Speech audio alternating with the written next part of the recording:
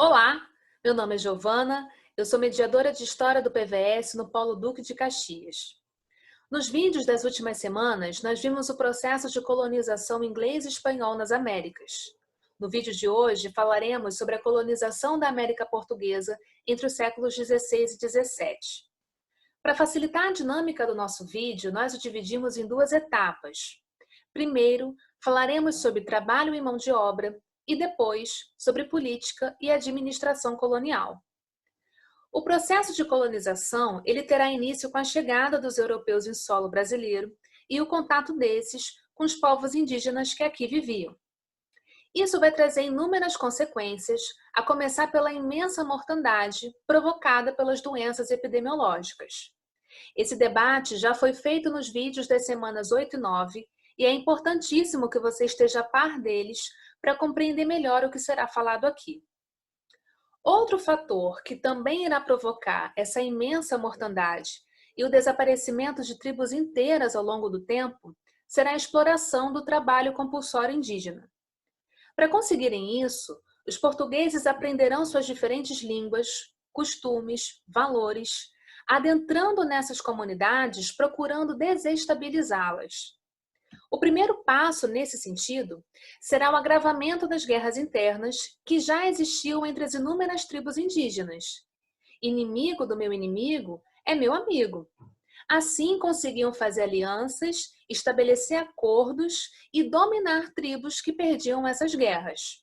Outra medida tomada pela coroa portuguesa para a sujeição desses povos será o projeto catequético jesuítico. A Companhia de Jesus chegará na colônia portuguesa em 1548, liderada pelo missionário Manuel da Nóbrega, no governo geral de Tomé de Souza. Inspirados pela Contra-Reforma Católica, o objetivo desses religiosos é transformar esses indígenas em bons cristãos. Aos que se recusassem, a esses seriam chamados de gentios e caberiam as guerras justas, autorizadas por lei. Índios que se recusassem à conversão, que abriam guerras contra os portugueses, que cometiam antropofagia, que quebravam acordos e alianças que já foram estabelecidas, esses poderiam ser capturados e transformados em escravos para o trabalho interno na colônia. Aos índios que aceitassem a conversão, esses eram descidos de suas tribos para os aldeamentos, também chamados de reduções ou missões, espaços construídos pelos jesuítas próximo aos povoamentos. Lá, esses indígenas teriam direito à sua liberdade, porém, uma liberdade tutelada, controlada por esses religiosos que lhes impunham a catequese e também um modelo de civilização europeu. Confrontos entre colonos e religiosos serão constantes ao longo do tempo, mas eles tendem a se agravar conforme essa colônia vai crescendo e se desenvolvendo, o que vai demandar mais mão de obra escravizada indígena. Porém, proporcionalmente a essa demanda, essa mão de obra começará a ficar escassa, por conta das constantes fugas devido à não separação deles e o seu meio, o qual eles conheciam muito bem, a destribalização progressiva, que vai gerar uma queda na taxa de natalidade, somada às epidemias que não vão parar de matar gente. Além disso, nós teremos uma legislação régia indigenista que vai mudar constantemente por conta das pressões de colonos e religiosos e seus diferentes interesses. Apesar disso tudo, a mão de obra indígena escravizada ela será constante na colônia portuguesa até o século XVIII, coexistindo com a mão de obra escravizada africana, que chegará por aqui em meados do século XVII e absorvida pelo empreendimento colonial açucareiro. Além da mão de obra escravizada, nós também teremos na sociedade colonial trabalhadores livres e pobres. Quem eram esses trabalhadores? Homens, em sua grande maioria, casados com indígenas ou suas descendentes, que aqui faziam pequenos serviços para garantir a sua sobrevivência, como o transporte de mercadorias e pessoas, cuidado nas pequenas plantações, serviços e auxílio no comércio local e até mesmo a segurança e vigia de grandes propriedades e também de escravos. Dessa forma, esses trabalhadores mantinham esse sistema colonial, garantindo aí o seu funcionamento durante muito tempo. Olá, gente, tudo bom? Meu nome é Isabel, sou mediadora do Polo de Itaboraí e hoje eu estou aqui para poder dar continuidade a esse tema de extrema importância que é a colonização portuguesa na América entre os séculos XVI e XVII. Bora lá? Bom, quem tem acesso à apostila pode abrir no módulo 1, capítulo 6, página 60, para poder acompanhar o debate sobre as capitanias hereditárias. E as capitanias hereditárias vão ser, de fato, a primeira forma da garantia da colonização portuguesa na América.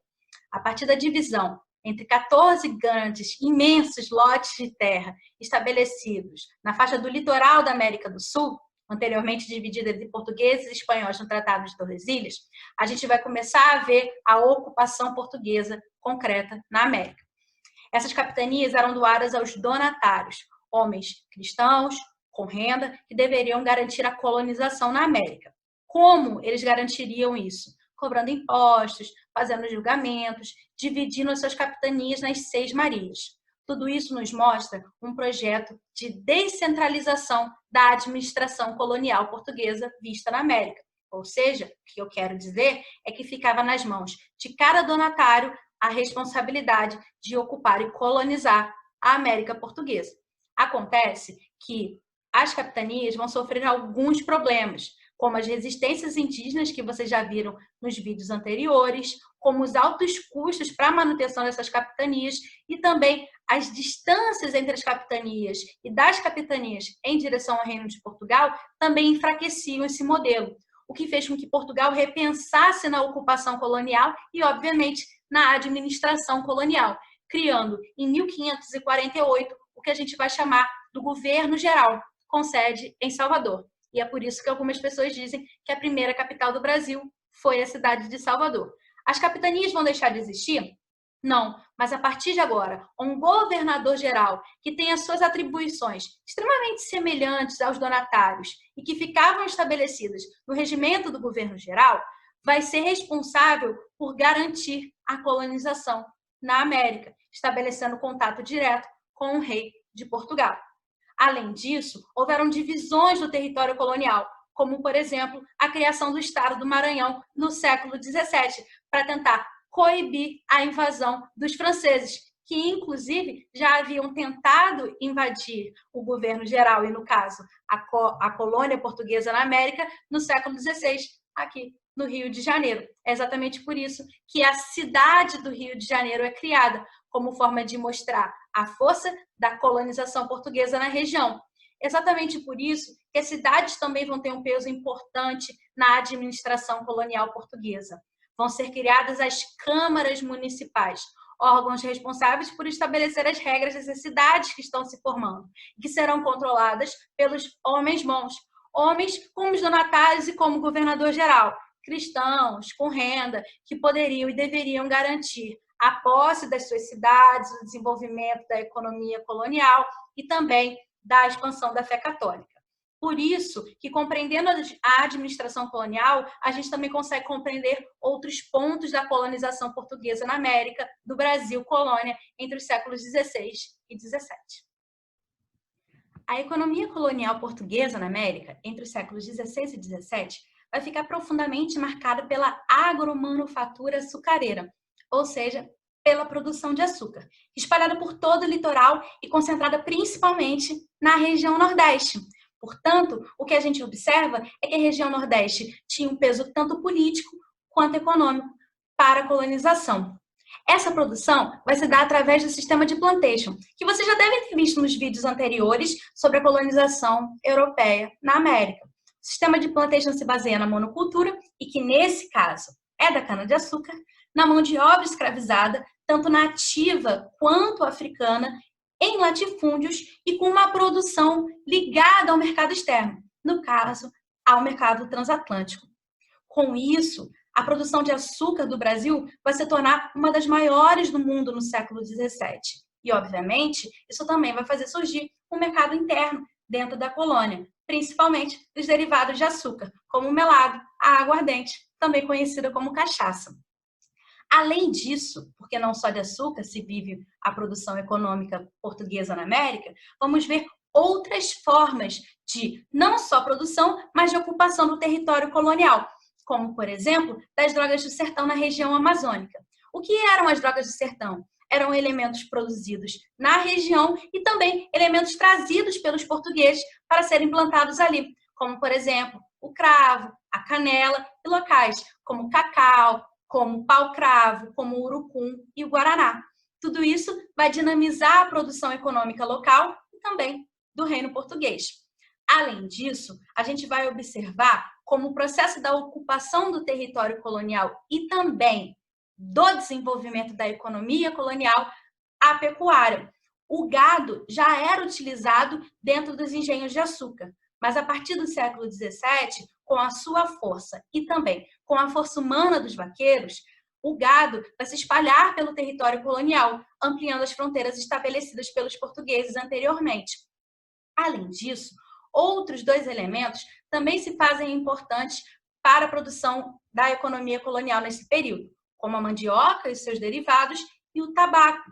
Dois produtos que já eram consumidos pelos povos nativos e que terão peso nas trocas comerciais desse período. O tabaco, a aguardente, por exemplo, vão ser fundamentais para o tráfico negreiro. A mandioca e seus derivados vão se espalhar por todo o Império Português, o que inclusive caiu ano passado na prova do Enem. A dinamização da economia colonial vai levar à ocupação portuguesa por diversas outras regiões da América, principalmente durante o século XVII. Isso vai fazer com que a gente entenda o chamado processo de interiorização da colonização portuguesa, ou seja, da ocupação de territórios para além do Tratado de Tordesilhas e também para além do litoral, onde se concentrava a colonização. Isso vai se dar não só por conta da economia colonial, mas também por conta de um fator externo de extrema importância, a União Ibérica. Entre os anos de 1580 a 1640, o Reino de Portugal foi anexado ao Reino da Espanha, transformando a Espanha no maior império ultramarino da Idade Moderna. E, para além disso, as antigas fronteiras estabelecidas entre portugueses e espanhóis deixaram de existir, como o próprio Tratado de Tordesilhas, pois tudo fazia parte de um só império, o Império Espanhol. É exatamente nesse período que a Holanda, importante reino comercial da Europa, vai invadir territórios anteriormente ocupados por portugueses, tanto na África quanto na América. Especificamente na América, os holandeses vão invadir, em 1630, a cidade do Recife, centro da capitania de Pernambuco, que, como a gente já sabe, é um dos maiores produtores de açúcar do mundo. Os holandeses permanecerão no Nordeste até 1654, quando serão expulsos a partir da insurreição pernambucana. É exatamente durante o período da invasão holandesa que um dos maiores focos de resistência da escravidão africana no Brasil é vista. Eu estou falando do Quilombo dos Palmares, que ficava concentrado na Serra da Barriga, no que hoje a gente chama do estado de Alagoas, e que recebeu grande quantidade de pessoas escravizadas fugidas dos engenhos controlados pelos holandeses no Nordeste. A partir de 1640, com o processo da restauração monárquica, ou seja, com a ascensão de uma nova dinastia ao poder no Reino de Portugal, a dinastia dos Bragança, nós vamos observar a recuperação da economia portuguesa e o incentivo à interiorização da colonização na América. Isso vai se dar a partir do movimento das entradas, um movimento oficial estabelecido pela coroa portuguesa em busca dos famosos metais preciosos e também de mão de obra fugida. Com os mesmos objetivos, só que de maneira particular, nós vamos observar o movimento do bandeirantismo, que vai surgir principalmente da capitania de São Vicente, do que a gente chama hoje do estado de São Paulo. Particular porque cada bandeirante organizava essas incursões, essas expedições pelo interior do território, também buscando os metais preciosos e pela mão de obra nativa, amplamente utilizada na capitania de São Vicente. É exatamente por isso que os bandeirantes vão entrar em confronto com os indígenas e com os jesuítas, que eram contrários à escravização dos povos nativos na América. Coube aos bandeirantes, na transição do século XVII para o século XVIII, uma das maiores descobertas dos portugueses, que foram, finalmente, as minas de ouro no território colonial, no que a gente chama hoje do estado de Minas Gerais, e concretamente Isso transformou a colonização e o Brasil a partir do século XVIII. É o que vocês vão ver no próximo vídeo sobre o tema da colonização portuguesa na América. Para poder fixar o conteúdo da aula de hoje, a gente vai trabalhar uma questão que caiu ano passado no vestibular da UERJ. Bora lá? Século XVII, o Brasil que era um arquipélago. Observando o mapa, a gente consegue ver o meridiano de Tordesilhas, ou seja, a linha que dividia a América do Sul entre portugueses e espanhóis. A gente consegue ver as diferentes formas de produção econômica vista durante o século XVII, por exemplo, das drogas do sertão na região amazônica, da cana-de-açúcar espalhada pelo litoral, da pecuária, tanto pelo Nordeste, mas também pelo Sul do Brasil. E isso é importantíssimo, porque marca a colonização portuguesa na região. E a gente, inclusive, consegue ver o ouro, descoberto pelos bandeirantes no finalzinho do século XVII. Bom, bora lá para ver o que a questão quer da gente. A partir da análise do mapa, constata-se que o uso da metáfora do arquipélago no título da imagem expressa a seguinte característica da organização espacial do Brasil naquele momento. Letra A, reduzida integração econômica do território colonial. Letra B, desigual distribuição regional da atividade industrial. Letra C, excessiva diluição política do poder governamental. Letra D, acentuada fragmentação fundiária da propriedade rural. Ou seja, a questão quer que a gente relacione como é que essas ilhas, já que arquipélago significa conjunto de ilhas, essas ilhas de produções vistas no século XVII no Brasil colonial se relacionam com a ocupação dos portugueses na América. Portanto, eu vou de baixo para cima, porque vai fazer mais sentido. Letra D. A ocupação na América pelos portugueses se deu de maneira acentuada por conta da fragmentação fundiária da propriedade rural? Muito pelo contrário. A gente sabe, por exemplo, que a produção de cana se deu a partir da plantation que se utilizava da ideia dos latifúndios, de grandes lotes de terra. Portanto, não existia fragmentação fundiária, existia concentração fundiária. Já eliminamos a letra D. Letra C. Excessiva diluição política do poder governamental. Foi por isso que se deu a organização espacial do Brasil no século XVII? Não. A gente sabe que, inclusive, o poder não era diluído. O poder era centralizado, sobretudo a partir da criação do governo geral em 1548. Portanto, também eliminamos a letra C. Letra B. Desigual distribuição regional da atividade industrial. Vendo o mapa, lendo a legenda, a gente não observa nenhuma relação com a atividade industrial, que inclusive só vai começar a acontecer no Brasil séculos mais tarde. Portanto, essa a gente já elimina logo de cara. Logo, letra A, reduzida integração econômica do território colonial. O que a gente está observando é que existiam múltiplas produções e não existia concretamente uma relação entre elas. Isso significa que também não existia relação entre as regiões ocupadas pelos portugueses na América, o que de fato vai se transformar a partir do século XVIII com o desenvolvimento da economia mineradora. Por isso, a letra certa é a letra A. Eu espero que vocês tenham entendido. Se vocês têm alguma dúvida, vocês podem deixar nos comentários ou também procurar a mediadora ou mediador do seu polo. Espero que fiquem todos bem. E isso vai passar. Por isso, fiquem em casa. Tchau, tchau, gente.